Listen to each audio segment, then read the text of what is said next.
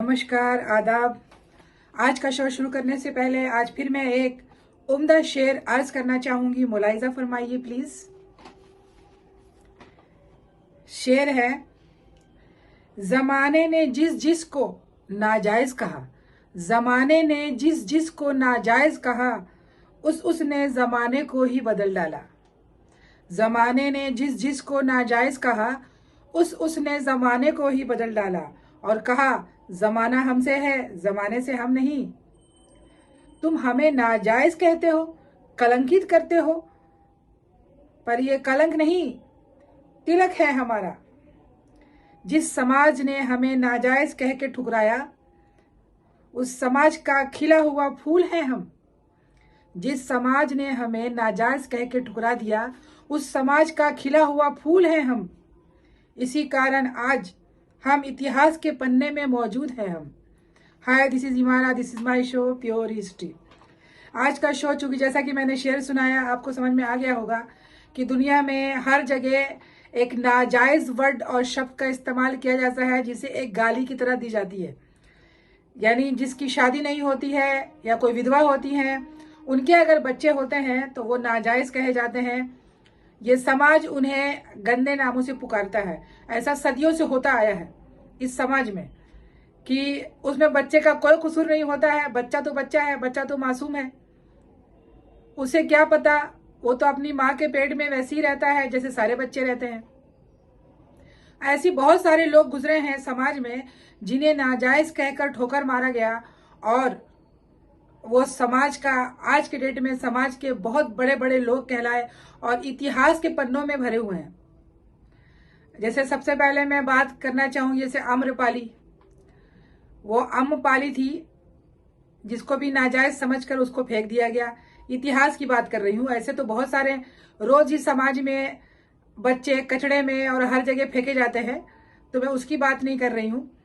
और कबीर दास, इतने बड़े कवि जिन्होंने कविताओं का रंग रूप ही बदल दिया कि कविता क्या होती है, और समाज को एक आईना दिखाया कि समाज में अगर गंदगी है तो उसे साफ किया जा सकता है।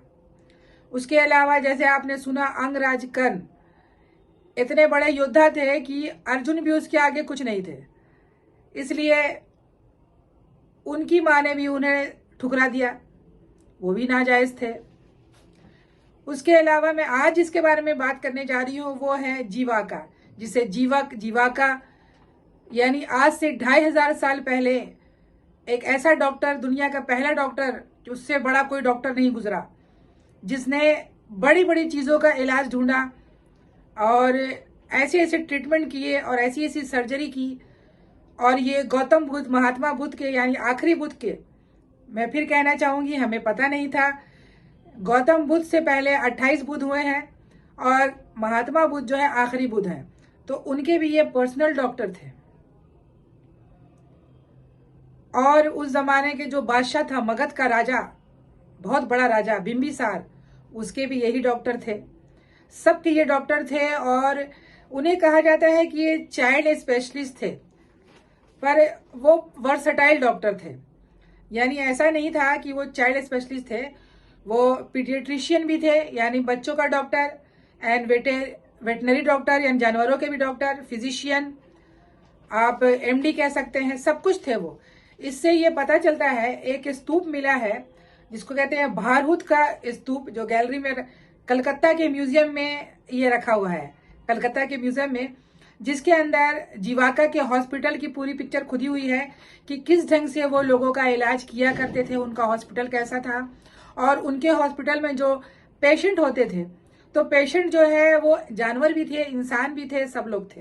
तो इससे पता चलता है कि वो वर्सटाइल डॉक्टर थे, यानी हर लोगों का वो इलाज किया करते थे।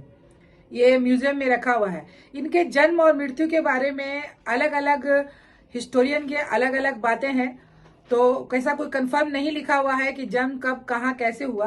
पर हाँ, इतना तय है कि इनका जन्म जो है राजगीर में ही हुआ था, जहाँ राजगीर में बिंबिसार के समय। और जब ये पैदा हुए थे तो शायद इनकी माता विधवा थी, गणिका थी, विधवा थी, कोई तो थी जिनको समाज का डर था और जिसकी वजह से उन्हें अपने नवजात बच्चे को, यानी इन्फेंट जो शिशु होता है, उसको लकड़ी के डब्बे में डालकर उनको रोड के किनारे फेंक दिया गया था। तो इस ढंग से इनकी शुरुआत हुई, उनको फेंक दिया गया था। बहुत से लोग कहते हैं कि राजा बिंबिसार और आम्रपाली का बच्चा था ये, और उसे फेंक दिया गया था, पर यह गलत है, क्योंकि ऑलरेडी आम्रपाली को लोगों ने नगर वधु वेश्या घोषित कर दिया था। उसकी तो इज्जत थी नहीं, उसको तो आपने बना दिया था वैसा, तो उसको तो कोई चीज का डर ही नहीं था, वो बच्चा क्यों फेंकेगी। ये सोचने वाली बात है, लॉजिक की बात है कि भाई उसे समाज का कोई डर होता तो वो बच्चा फेंक देती, लेकिन उसे तो समाज का कोई डर नहीं था कि वो तो समाज में ही उसे नगर वधु बना दिया गया था। इसलिए ये धारणा जो है ये गलत है कि बिंबिसार और आम्रपाली का बच्चा था वो जीवा का। तो ये हो सकता है कि किसी विधवा का, किसी शरीफ औरत का, जो समाज के लोक लाज के डर से उसने बच्चे को लकड़ी के डब्बे में डाल के रोड के किनारे फेंक दिया था। तो तभी जो है बिंबिसार के जो बेटे थे वो राजकुमार थे, उनका नाम अभय था, अभय राजकुमार। तो उनकी नजर पड़ी थी नवजात शिशु के ऊपर, तो उन्होंने देखा, उनको बड़ा दया आया, ममता आई, और वो बच्चों को उठाकर, बच्चे को वो अपने महल ले गए और उनका लालन पालन पोषण करवाया, उनकी देखभाल करवाई उनकी अच्छी जिंदगी के लिए, और उनको बड़ा किया। तो जब वो बड़े हुए तो उन्होंने पूछा कि भाई मेरे माँ बाप कौन है, मेरा कुल क्या है, मैं कहाँ का हूँ।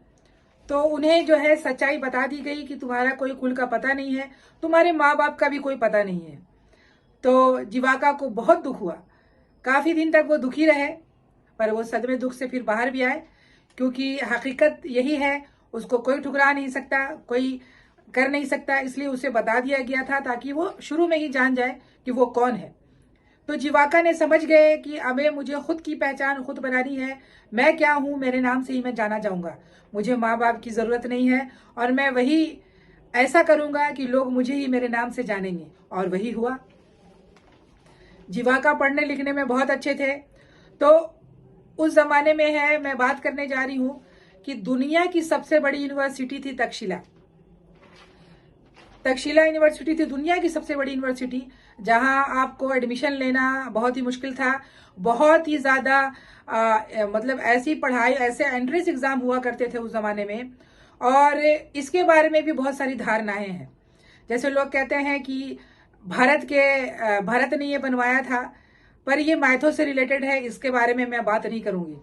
एक्चुअली में जो तक्षशिला यूनिवर्सिटी है उसको बनाया था, तक्ष के राजा थे वहां के, तक्ष के राजा, उन्होंने ही बनाया था, और तक्ष डायनेस्टी ने इसे बनाया था लगभग 700 बीसी से भी पहले। और ये दुनिया की पहली सबसे बड़ी यूनिवर्सिटी है, और इसके अंदर इतने सारे सब्जेक्ट पढ़ाए जाते थे जो आज आप ऑक्सफोर्ड यूनिवर्सिटी और कैलिफोर्निया और कहाँ लोग एजुकेशन हासिल करने जाते हैं, उस जमाने में पूरे दुनिया के लोग अपने देश में आते थे एजुकेशन हासिल करने।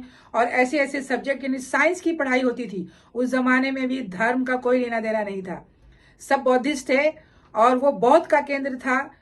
हर तरफ बस नैतिक वैल्यू और साइंस से रिलेटेड। सबसे बड़ा साइंटिस्ट और सोशल सुधारक तो गौतम बुद्ध थे, क्योंकि उनकी बातें अगर आप सुनेंगे, मैं फिर कह रही हूँ कि बोध गया में हर जगह पे उनके जो विचार हैं, उनकी जो बातें हैं, मैं गई हूँ, मैंने सारा देखा है, तो वो सब लिखे हुए हैं पाली प्राकृत लैंग्वेज में, और ट्रांसलेट करके भी रखा गया है हिंदी में। तो ऐसी ऐसी बातें हैं, जब आप उसे देखेंगे तो लगेगा कि मैं आईना देख रहा हूँ। तो ये यूनिवर्सिटी उस जमाने में बनाया गया था, और बहुत बड़ी यूनिवर्सिटी थी, जिसके अंदर जो है Ayurveda, mathematics, grammar, politics science, social science, राजधर्म जिसे आप कह सकते हैं, एंड आर्ट, ये सब के सब्जेक्ट थे वहां पे। और हर एक स्टूडेंट को एक सब्जेक्ट नहीं, हर सब्जेक्ट में माहिर होना पड़ता था, यानी पीएचडी की डिग्री उस जमाने में भी मिलती थी, और पीएचडी करके ही, यानी हर एक आदमी जो है ऐसा ज्ञान हासिल करता था कि वैसा ज्ञान शायद ही आज तक कोई लोग हासिल कर सकता है। उस जमाने की पढ़ाई ऐसी हुआ करती थी।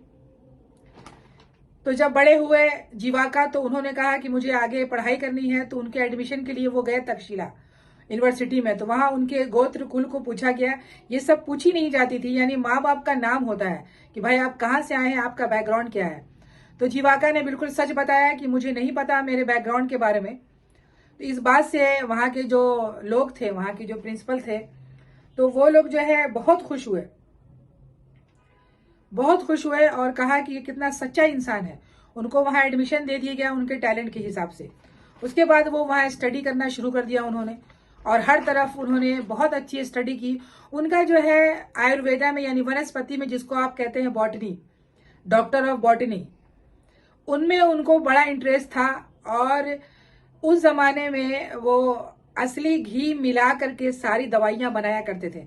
यानी उनका जो हॉस्पिटल का जो पिक्चर खुदा हुआ मिला है, जो म्यूजियम में रखा है, उसके अंदर वो सब है कि किस ढंग से उनके क्लिनिक में यानी उनके हॉस्पिटल में दवाइयां औषधि तैयार की जाती थी ताज़ा, और किस ढंग से लोगों का इलाज किया जाता था।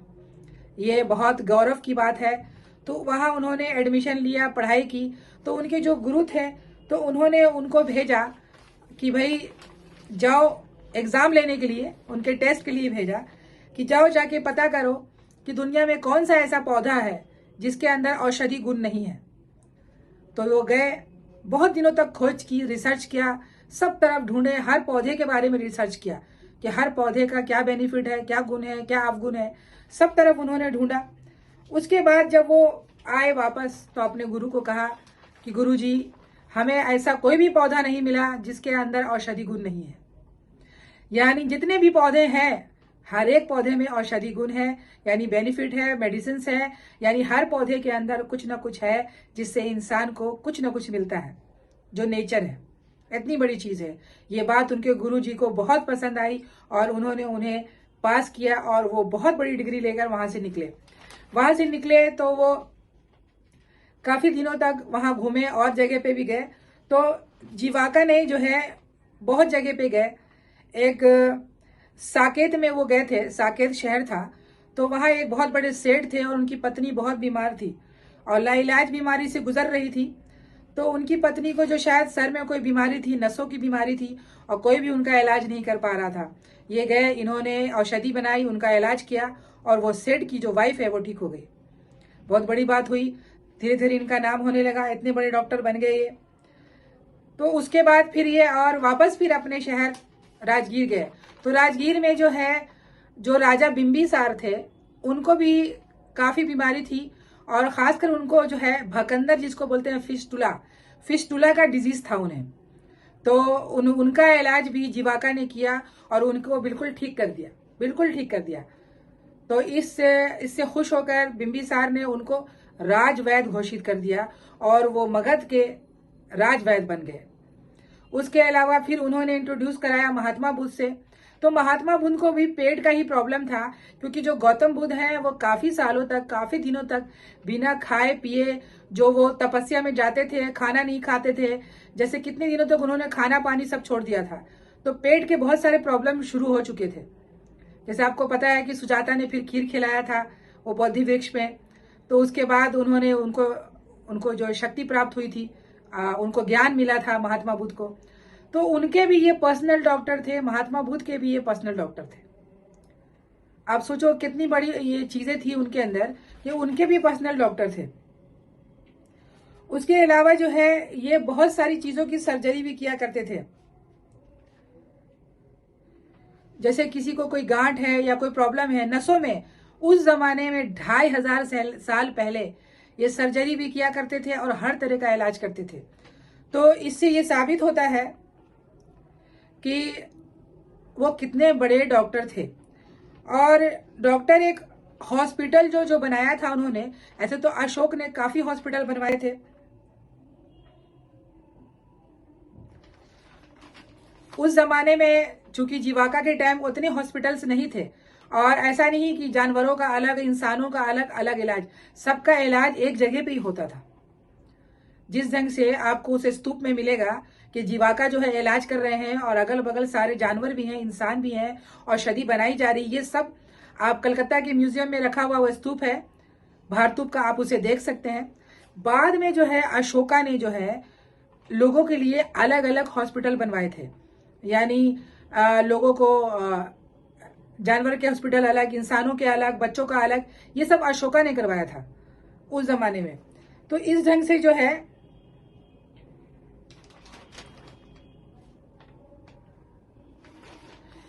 इस ढंग से उनका जो है सबका वो इलाज किया करते थे।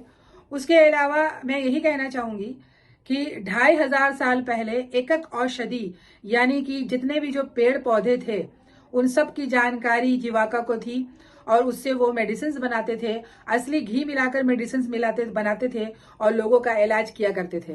तो ये आज के डॉक्टर तो अलग अलग डिग्री लेते हैं, अलग अलग चीज़ों में स्पेशलाइज होते हैं, जिसको आप स्पेशलिस्ट कहते हैं। तो वो जो जीवाका थे वो तो हर चीज़ में स्पेशलिस्ट थे, आप कह सकते हैं उनको।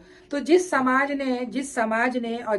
में उनको एक नाजायज बच्चा कह के उसे ठोकर मार दिया था, लात मार के फेंक दिया था, उस समाज को, पूरे समाज को जीवाका ने बचाया और अपने टैलेंट से, अपने मेहनत से और अपने चीज़ों से लोगों का इलाज किया, लोगों का दिमागी, फिजिकली, मेंटली सारी चीज़ों का इलाज किया, क्योंकि वो सब चीज़ों के बारे में जानकारी थी उनको।